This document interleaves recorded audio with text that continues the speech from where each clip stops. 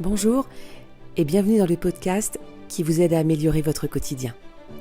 Je suis Virginie, coach et hypnothérapeute. J'utilise l'hypnose mais aussi l'ésotérisme dans mes accompagnements et je suis spécialisée dans l'accompagnement du stress et des angoisses. Dans mes podcasts, je suis là pour vous aider à retrouver une sérénité dans votre vie, un mieux-être. Et grâce à des séances de méditation guidée, des séances d'auto-hypnose, mais aussi j'aimerais vous partager mes pensées, mes réflexions, et peut-être alors nous trouverons ensemble un équilibre et des solutions afin de créer une vie qui vous ressemble. Je vous souhaite une très bonne écoute. Bonjour et bienvenue sur ce tout nouvel épisode du podcast Esprit Libre. J'espère que vous allez bien, j'espère que toi qui m'écoutes, tu vas bien. Et est-ce que tu fais partie de ces personnes qui veulent sauver tout le monde ? Est-ce que toi aussi, tu as le syndrome du sauveur ? Est-ce que c'est important pour toi de sauver ? Alors quand je parle de sauver, je ne parle pas d'une personne qui se noierait dans une piscine et d'aller le secourir, mais de sauver quelqu'un qui serait peut-être en détresse émotionnelle, en détresse psychologique, pourquoi pas même en détresse financière ? Est-ce que tu as ce syndrome-là ? Est-ce que tu te sens concerné par ce que je suis en train de te dire ? C'est l'épisode d'aujourd'hui. Est-ce que tu as le syndrome du sauveur ? Mais avant toute chose, merci de m'encourager, de partager surtout à ceux qui en auraient besoin et de t'abonner si jamais ce que tu écoutes résonne avec toi, évidemment. Alors, on va étudier un petit peu ce syndrome du sauveur d'une façon psychologique, avec le point de vue de Freud et de Carl Jung, mais aussi d'un point de vue des stoïciens.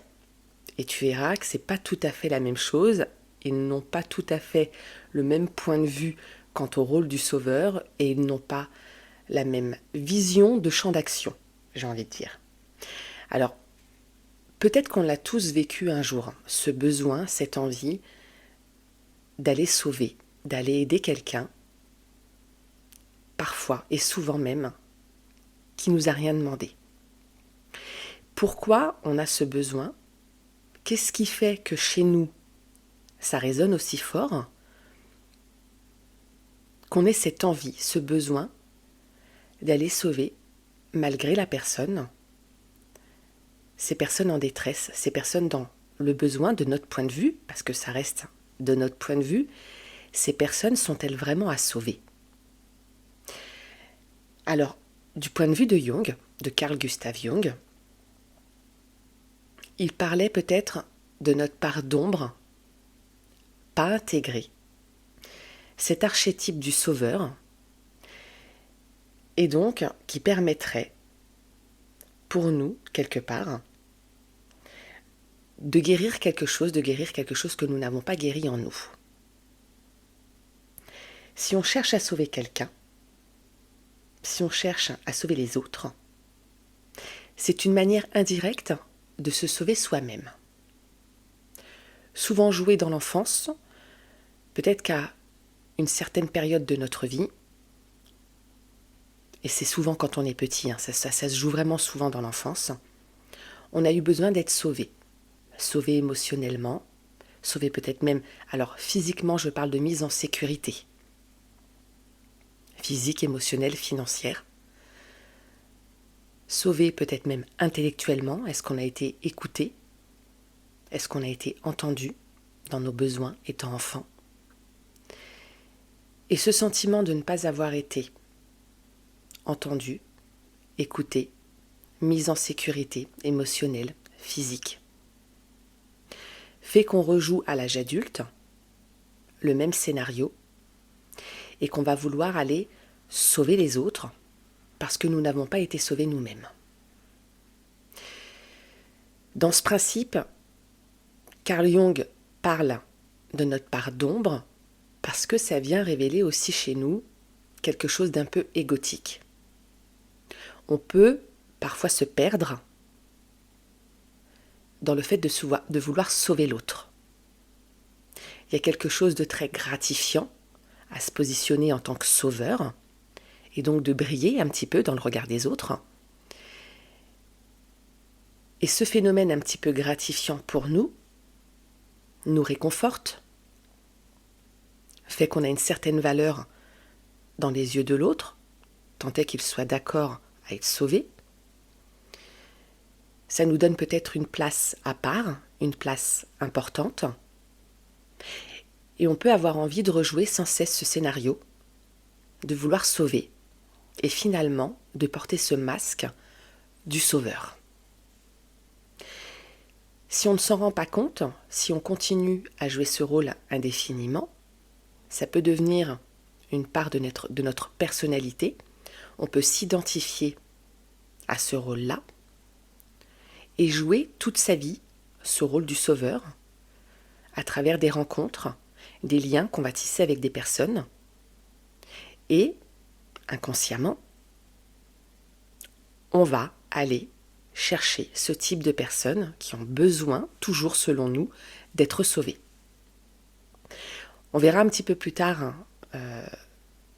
est-ce que c'est bien de sauver l'autre ? Est-ce que c'est bien pour nous ? Est-ce que c'est bien pour l'autre ?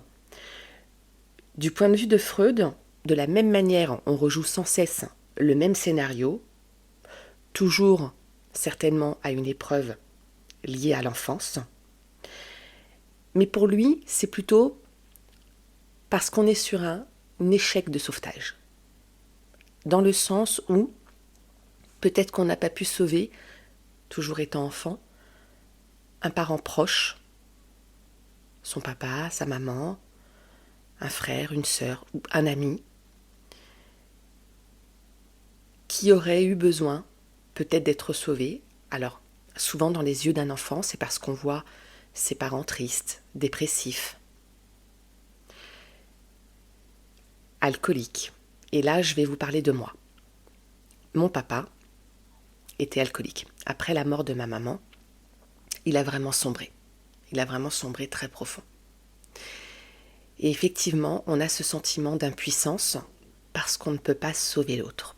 On ne peut pas... Alors, j'en avais pas conscience étant enfant. Évidemment que j'ai essayé de sauver mon père. Évidemment que j'ai essayé d'être d'abord cette jeune fille, parce que j'avais 14 ans quand ma maman est décédée, puis cette jeune femme très à l'écoute, très présente, toujours attentive, une bonne élève, une jeune fille, une jeune femme qui ne fait pas de vagues pour que mon père puisse être tranquille psychologiquement et donc qu'il n'ait pas cette envie de replonger dans l'alcool. Bien évidemment, avec le temps, j'ai compris que peu importe ce que je faisais, ça ne dépendait pas de moi et que s'il ne voulait pas en sortir, c'était sa béquille à lui sur le moment. Mais ça, tout ça, j'avais pas les clés que j'ai aujourd'hui, les connaissances que j'ai aujourd'hui en psychologie. Et donc, je ne pouvais pas le comprendre. Donc, j'ai essayé, malgré moi, de le sauver. Et évidemment que j'ai rejoué ce rôle constamment. D'abord à l'école. Effectivement, en nouant des liens avec des personnes, très souvent qui avaient besoin d'un soutien émotionnel. Les amis que j'avais à l'époque, c'était des personnes qui avaient besoin d'être soutenues émotionnellement. J'ai rejoué ça aussi dans mes relations amoureuses. Je me suis amourachée, comme on dit, de jeunes hommes, quand j'étais plus jeune évidemment, de jeunes hommes, ce qu'on appelle des écorchés vifs. Voilà, donc émotionnellement, je me rapprochais de personnes qui, selon moi, avaient besoin d'être sauvées. Et oui, pourquoi ? Parce que je n'avais pas pu sauver mon père. Ça, je l'ai compris parce que, effectivement, j'ai moi-même fait une thérapie et puis ensuite j'ai appris les bases de la psychologie, de la PNL, de l'hypnose.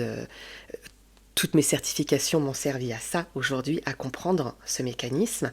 Et donc, selon Freud, effectivement, on jouerait ce scénario parce qu'on n'a pas pu sauver quelqu'un à un moment donné. On est encore ici dans le rôle du sauveur. Peut-être que l'ego ici aussi se joue, peut-être pas de la même manière que le décrit Jung avec sa part d'ombre, son archétype du sauveur. Peut-être que ça se joue pas de la même manière, qu'on prend pas forcément plaisir à jouer le rôle du sauveur, ou en tout cas qu'on n'attend pas forcément un retour et de briller dans le regard de l'autre. C'est plus subtil que ça, peut-être. Ou peut-être que si, peut-être que dans les deux cas, effectivement, il y a cette notion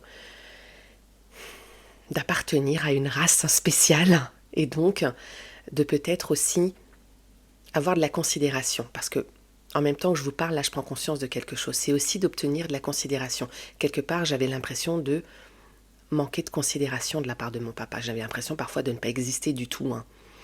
Et donc, on est considéré dans le regard de l'autre, dans les yeux de l'autre, quand on a ce rôle-là, quand on a ce rôle du sauveur. Donc, c'est vrai, dans les deux cas, que peut-être il y a ce côté gratifiant. On brille d'une certaine manière, ou en tout cas, on trouve peut-être une place à part, et peut-être même un sens. Alors, est-ce qu'on pourrait presque parler de mission dans notre vie? Et tout ça, évidemment, ça part de notre part inconsciente. On ne s'en rend pas compte.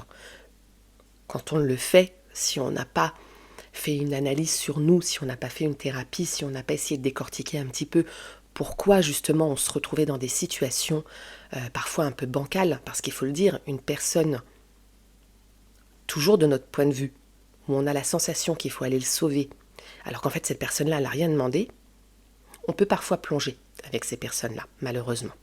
À vouloir aider l'autre, alors qu'il n'a rien demandé, on se retrouve à plonger avec lui, alors dans ses problèmes physiques, si par exemple c'est quelqu'un qui a des problèmes financiers, ou alors dans ses problèmes émotionnels, on peut plonger. Donc il faut faire très attention quand on estime devoir aider quelqu'un, surtout quelqu'un qui ne nous demande rien.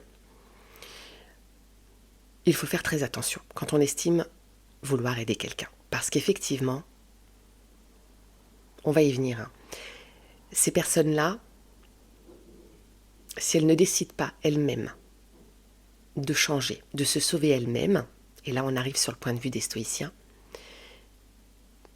je ne pense pas qu'on puisse les sauver. Je ne pense pas. À un moment donné, il doit y avoir un déclic, il doit y avoir une prise de conscience pour réellement sauver quelqu'un, en tout cas aider quelqu'un, pour justement sortir de ce rôle du sauveur, de ce masque du sauveur, pour réellement aider quelqu'un. Il faut que la personne, elle en ait envie. Il faut qu'il y ait un réel besoin et une réelle envie de cette personne de s'en sortir. Sinon, je pense que c'est peine perdue et c'est là où on peut se perdre avec la personne. Et alors justement, du point de vue des stoïciens, vouloir sauver quelqu'un, c'est vouloir changer ce qui ne dépend pas de nous. Ce qui dépend de toi, finalement, ce sont tes actions, tes pensées, et ça, personne ne peut le faire à ta place. Donc ils partent du principe que vouloir sauver quelqu'un, ce n'est pas lui rendre service. En tout cas, encore une fois, quand on se positionne dans le rôle du sauveur pour quelqu'un qui n'a rien demandé, ou parfois même quelqu'un qui demande, de le mettre finalement devant ses actes, devant ses pensées, sa façon de faire, et de mettre devant le fait accompli, et de lui dire, écoute, finalement, je ne t'aiderai pas en faisant ça, mais je t'aiderai plutôt si je ne t'aide pas, mais si je te fais prendre conscience de ton fonctionnement. Marc Aurèle disait, le meilleur moyen d'aider les autres, c'est d'être soi-même dans la vertu. Il est vrai que parfois le meilleur moyen d'aider les autres, de sauver les autres, c'est d'être un bon exemple. Finalement, quand on a une certaine ligne de conduite dans sa vie, quand on a certaines valeurs, quand on a certains principes, on peut être un modèle pour les autres. Et donc, plutôt que de chercher absolument à vouloir les sauver, absolument à vouloir les aider, peut-être que juste vivre sa vie avec ses principes, ses valeurs, ce qu'on met en place au quotidien. On éclaire un peu plus, on donne une directive sans être dirigeant, sans être le sauveur. On montre le chemin, on est une forme peut-être de boussole, de lumière, peu importe, un guide. Et sans jamais le dire directement, sans jamais forcer la personne, sans jamais être dans l'ingérence, parce que c'est aussi une forme d'ingérence de vouloir absolument aider et sauver l'autre. Donc sans être dans l'ingérence et juste vivre sa vie, on peut être un bel exemple pour l'autre. Et si l'autre s'inspire finalement, peut-être qu'il se sortira de ces spirales infernales, de ces démons, de ce qui l'empêche finalement de sortir d'une vie compliquée, d'un sentiment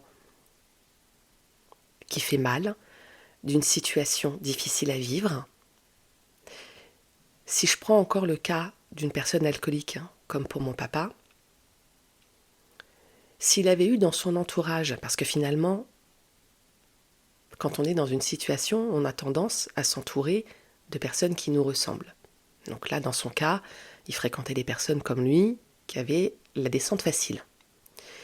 S'il avait eu dans son entourage quelqu'un, peut-être qui avait une vie différente de la sienne, un père de famille présent pour ses enfants, stable émotionnellement, stable aussi financièrement, et que mon père avait peut-être pu s'inspirer de cette personne-là, peut-être que ça aurait été différent. Malheureusement, ce n'était pas le cas. Et nous, parce que j'ai une sœur, avec ma sœur, on n'a pas pu le sauver. On en revient à « j'aurais bien aimé », on aurait bien aimé. Mais on ne sauve pas quelqu'un qui ne veut pas être sauvé. Je crois qu'il faut vraiment se déculpabiliser. En fait, ça aide. C'est bien plus profond que ça. Ça aide finalement de savoir, pour tous ceux qui ont le syndrome du sauveur, ça aide finalement de savoir qu'on ne peut pas sauver quelqu'un qui n'a pas envie d'être sauvé. Tu pourras faire tout ce que tu veux. Tu pourras mettre en place tout ce que tu veux. Être présent, être à l'écoute, être attentif, donner tout ce que tu as, même ta chemise, ta petite culotte même. Faire tout ce que tu veux, tout ce que tu peux pour sauver la personne. Si cette personne ne prend pas conscience du mal dans lequel elle est, ou de la vie qu'elle mène, et encore une fois, c'est de notre point de vue, parce que si ça se trouve, cette personne-là, elle est très bien comme elle est. Mais si cette personne-là n'a pas envie d'en sortir, tu ne pourras pas le faire pour elle, et tu vas t'épuiser, tu vas réellement t'épuiser à le faire pour elle. Je prenais l'exemple, en tout début de cet épisode, qu'on ne parlait pas de sauver quelqu'un qui serait en train de se noyer dans la piscine ou dans l'océan, peu importe. Justement, on va prendre cette métaphore. Si tu essaies de sauver quelqu'un qui ne sait pas nager, et si tu ne sais pas t'y prendre en plus, si tu n'es pas sauveur, maître nageur, eh bien tu vas t'épuiser à vouloir sauver cette personne. Tu vas t'épuiser, tu vas même risquer ta vie, puisque cette personne risque de t'emmener avec elle dans la noyade. C'est exactement pareil dans la vie.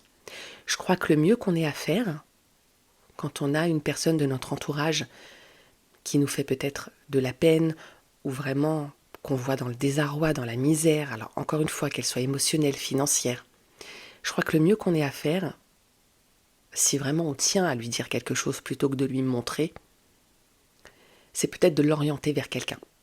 Vers un thérapeute, vers un psychologue, un psychiatre, une assistante sociale, quelqu'un, un peu comme le maître nageur, qui est spécialiste dans son domaine et qui pourra accompagner la personne. Parce que d'une part, c'est son métier, et parce que d'autre part, eh bien justement, elle n'y met pas l'émotionnel que toi, moi, on peut mettre avec quelqu'un qu'on connaît. Surtout avec quelqu'un qu'on aime. Donc, est-ce que le syndrome du sauveur est une bonne chose ? On ne peut pas complètement, en tout cas de mon point de vue, on ne peut pas complètement le rayer de notre personnalité quand on l'a en soi, parce que moi finalement il est là, je l'ai développé avec mon enfance. Mais est-ce qu'on peut apprendre, une fois qu'on a décelé où ça se jouait, est-ce qu'on peut apprendre, avec parcimonie, à l'utiliser de temps en temps, quand vraiment ça nous semble important, et quand on prend conscience que si on le fait, oui, on aide réellement la personne, sans porter ce masque de sauveur parce que c'est gratifiant pour nous, sans s'épuiser, sans se perdre, et que ce soit vraiment aidant finalement pour l'autre. Je crois que de temps en temps, oui, on peut le faire. Et je prends exemple, si on veut participer à une association caritative, si de temps en temps on donne à quelqu'un qu'on sait dans le besoin une voisine qui a des difficultés financières et on donne de temps en temps des vêtements, des repas, d'aller donner un coup de main. Alors, là, je crois que oui, c'est quelque chose qu'on peut faire, c'est ponctuel. Il y a quelque chose derrière qui est vraiment utile. La personne ne demande pas à être sauvée, certes, mais si elle fréquente des endroits comme les Restos du Cœur, des associations, une maman qui va accepter gentiment les vêtements qu'on va lui proposer, on n'est pas obligé de le faire en mode j'arrive, je te sauve la vie, regarde, je te donne ça parce que t'es dans le mal et que t'as de la peine à boucler tes fins de mois. C'est vraiment... on peut le faire de manière tout à fait bienveillante sans faire ressentir à l'autre qu'elle est dans le besoin finalement. Et c'est de rien attendre en retour. Je crois que c'est possible de le faire et donc d'enlever ce masque du sauveur et d'être juste dans l'altruisme. Trouver le juste milieu entre le sauveur, pour des personnes qui n'ont rien demandé, et être empathique et altruiste. Je crois que c'est faisable. Beaucoup de gens le font. Alors, on en revient toujours au même point. Même quand on fait partie d'une association et même quand on donne, c'est vraiment difficile à un moment donné parce que on entend souvent quand même des gens dire « Ah mais oui, mais moi tu sais, je fais partie d'une association et elles ont besoin de le placer quelque part. » Donc j'ai quand même tendance à dire qu'on en retire quand même quelque chose. Il y a quand même ce truc de se valoriser malgré tout. Alors, soit on l'accepte et puis quelque part on fait le bien quand même malgré tout, ou soit on arrive à travailler sur soi et quelque part on fait du coup aussi un travail sur nous et ça nous permet de grandir et ça nous permet d'être encore une plus belle personne. Et même en disant ça, là, en le disant avec vous qui m'écoutez, j'ai l'impression que c'est vraiment, je m'accorde encore plus de valeur. Comment sortir de ce truc de... C'est très gratifiant et ça met vraiment quelque chose de toute puissance derrière. Et c'est presque horrible d'en prendre constat là tout de suite maintenant. Comment sortir de ça ? En tout cas, d'où il faut sortir, je pense, c'est vraiment de jouer le rôle du sauveur chez quelqu'un qui ne demande rien et qui est vraiment dans une situation presque critique, au point de plonger avec elle et de peut-être se mettre nous-mêmes en danger. Voilà, je crois que là, c'est vraiment le plus important de se rendre compte de ça. Et je regardais une série hier sur Netflix. Le soir, j'ai un petit rituel où je vais regarder un film ou une petite série, puis après je lis un petit peu avant de dormir, je coupe les écrans, je lis un petit peu. Et je regardais cette série, et en fait, le jeune homme dans la série tombe amoureux d'une jeune femme, et il ne le sait pas à ce moment-là, mais cette jeune femme a un frère qui a de gros problèmes de drogue, et donc ça se passe en Angleterre, et le frère fait partie d'un gang, etc. Et en fait, malheureusement, à un moment donné, cette jeune femme disparaît, et il la retrouve en train de se prostituer parce qu'elle veut aider son frère et que son frère, eh bien, il la met dans ce réseau de prostitution et pour pouvoir rembourser ses dettes. Et quand ce jeune homme constate que sa bien-aimée se prostitue pour sauver son frère, il décide d'aller la sauver, donc de la sortir de ce gang-là. Sauf que par amour pour elle, il se passe une catastrophe, des gens meurent et il se retrouve accusé. Et il se retrouve en prison. Alors là, vous allez me dire, bah oui, mais quand même, s'il l'aimait, il a bien fait de vouloir aller la sauver, il a bien fait de vouloir aller, de vouloir régler le problème. Je pense qu'il y avait différents angles d'attaque. J'y ai pensé après, et donc j'avais déjà sous le coude cet épisode de podcast, mais donc du coup, c'est tombé à pic hier parce que ça m'a vraiment conforté dans mon idée et ça m'a permis de réfléchir d'autant plus à ça. Je me suis dit, mais s'il avait décidé, en la voyant se prostituer, de pas du tout intervenir et d'attendre peut-être qu'elle revienne d'elle-même, alors peut-être qu'elle serait revenue, peut-être qu'elle ne serait pas revenue. C'était un choix de sa part parce qu'elle a choisi d'elle-même.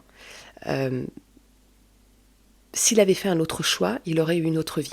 Il n'aurait pas été en prison, il n'aurait pas sombré avec elle.